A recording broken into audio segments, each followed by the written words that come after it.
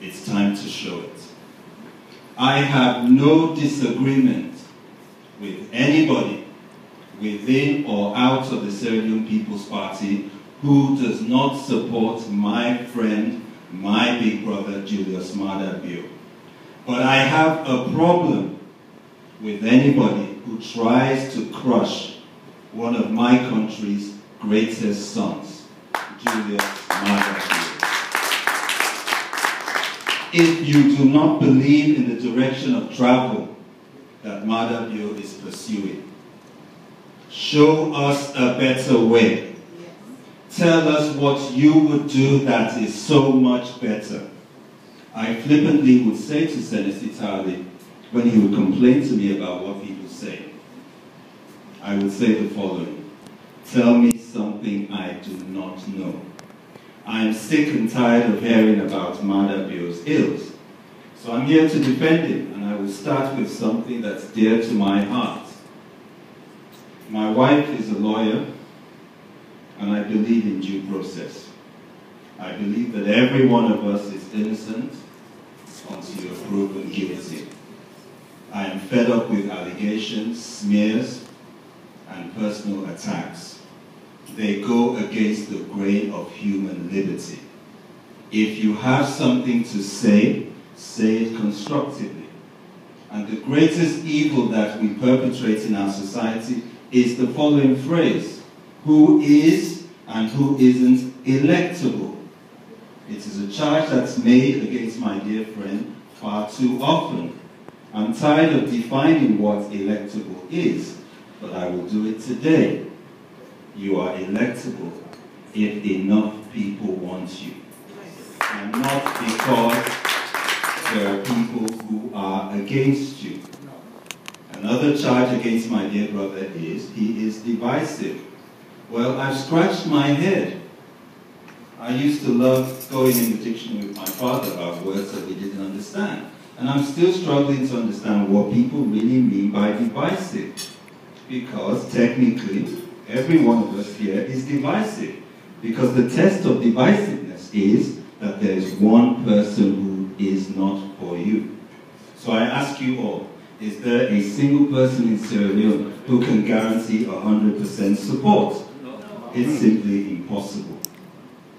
But the people who make this charge are our brothers and sisters.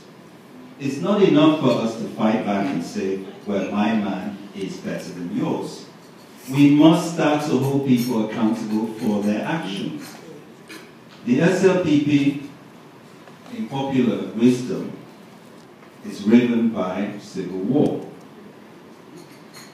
I ask myself, does the SLPP have a national executive? Does the SLPP have people who were there to run the party? Of course. So, when my government, because regrettably, the APC is our government, and we must respect that fact, even through gritted teeth. But when my government takes actions that are not in my interest, whose job is it to hold them accountable? I'm told we have a leader of the opposition in Parliament. I'm told we have a National Secretary General.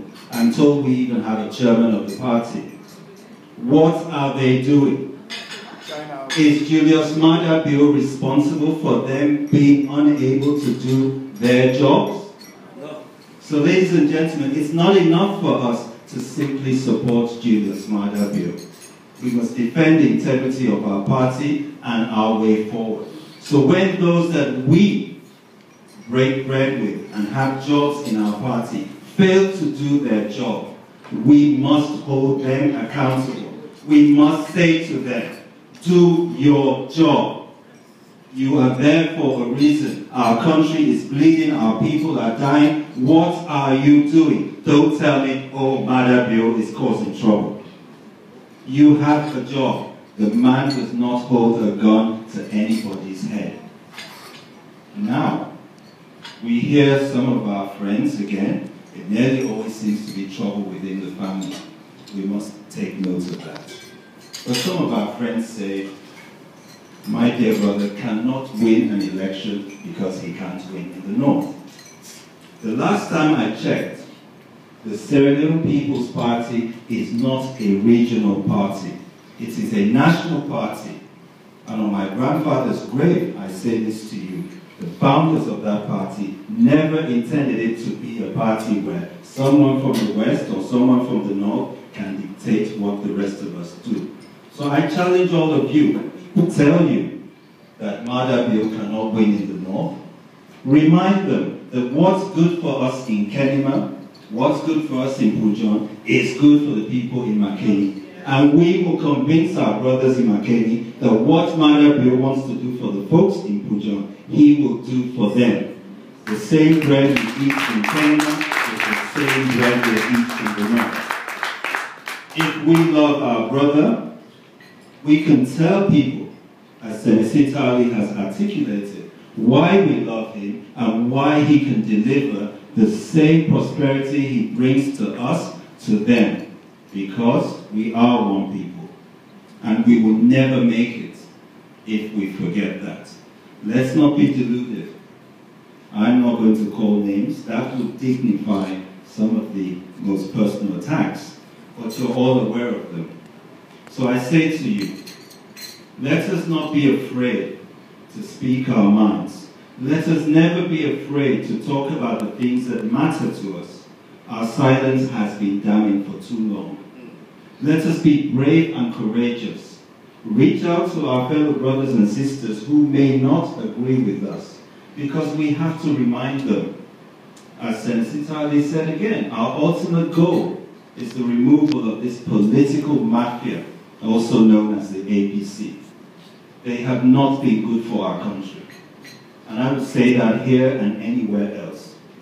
This is not driven by the emotions of this past 2 weeks. I too hold my hand up. I wish I had spoken earlier.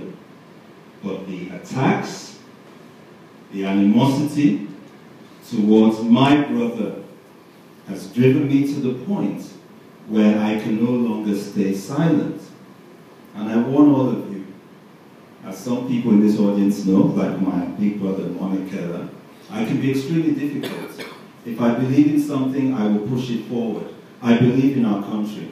I believe that my God, my senior brother, has a strong role to play in our country's future. I do not deny any other person the right to put themselves forward in service of our nation. But I will challenge anyone with an unrelenting focus on one simple premise. You have to demonstrate to us that you can deliver us from this APC political machine. Talk is too cheap. People say too much.